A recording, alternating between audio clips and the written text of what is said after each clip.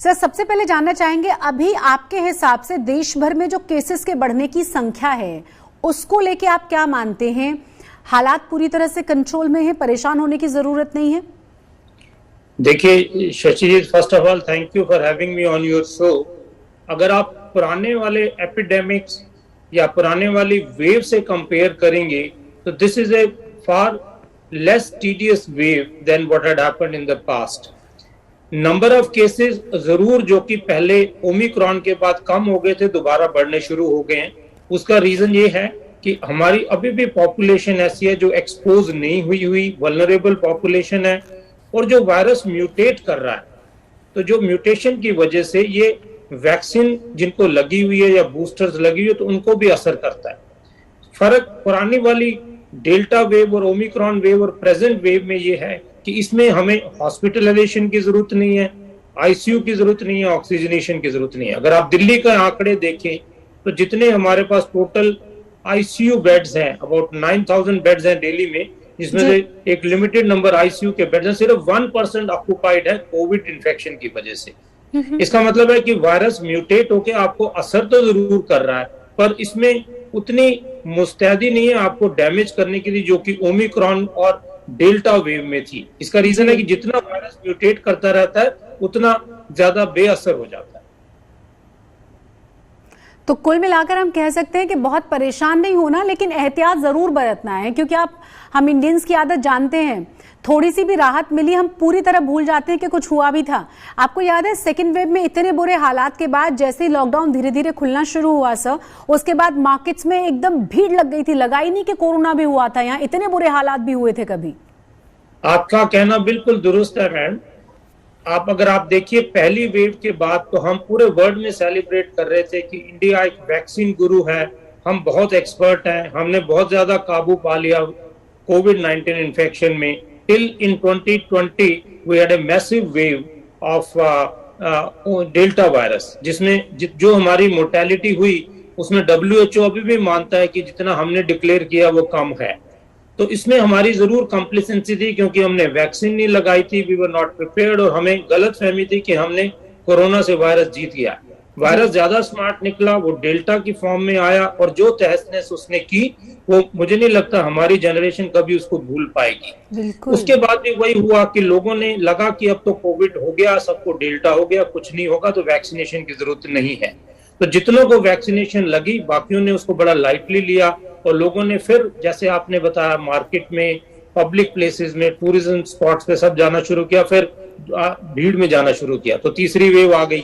जब तीसरी वेव में लगा कि ये वायरस उतना मुस्तैद नहीं है जितना कि डेल्टा वेव का वायरस था, तो again people took it very lightly. जैसे आपने बताया कि हिंदुस्तान में एक टेंडेंसी है कि अब तो हो गया, बचा क्या, किसको होगा, और वैक्सीन भी लग गई है। पर हमें जानना जरूरी है कि कोविड का जो वायरस है, वैक्सीन के प्रिवेंशन से इन्फेक्शन नहीं बच सकता।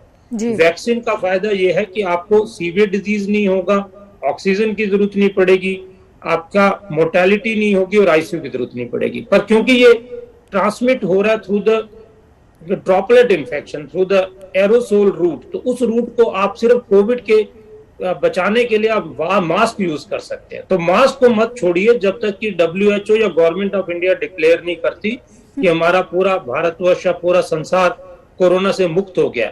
तब तक आप एहतियात बरतिए, घबराइए नहीं, वायरस डेडली नहीं है, पर जब तक है वल्नरेबल पॉपुलेशन को जरूर नुकसान कर सकता है। You may be simply a carrier. तो मास्क को कंटिन्यू कीजिए, जिन्होंने वैक्सीन नहीं लगवाई उसको वैक्सीन लगवाएं, और जिन्होंने बूस्टर डोज नहीं लिए वो बूस्टर डोज जरूर लगवाएं।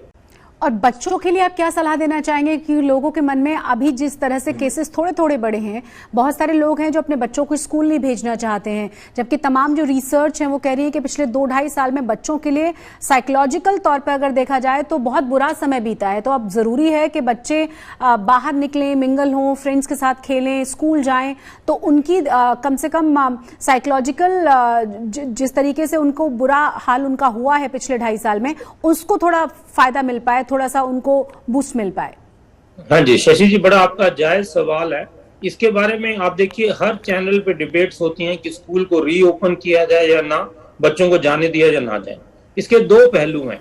एक तो आप कब तक नहीं जाने देंगे। अब देखिए, अगर आप फर्स्ट और सेकंड के वेव के बीच में 6 महीने 8 महीने का दरमियान था, डिफरेंस था, सेकंड और थर्ड के बीच में अगेन 1 साल का डिफरेंस था, थर्ड और फोर्थ के बीच में कोई डिफरेंस होगा, इस तरीके से कोई लिमिट ही नहीं है। अगर आप साइंस का लिटरेचर देखें तो all over the world it has been shown कि बच्चों को सीरियस इलनेस नहीं होती। जितनी उम्र ज्यादा है उतना ये कोविड-19 घातक साबित होता है।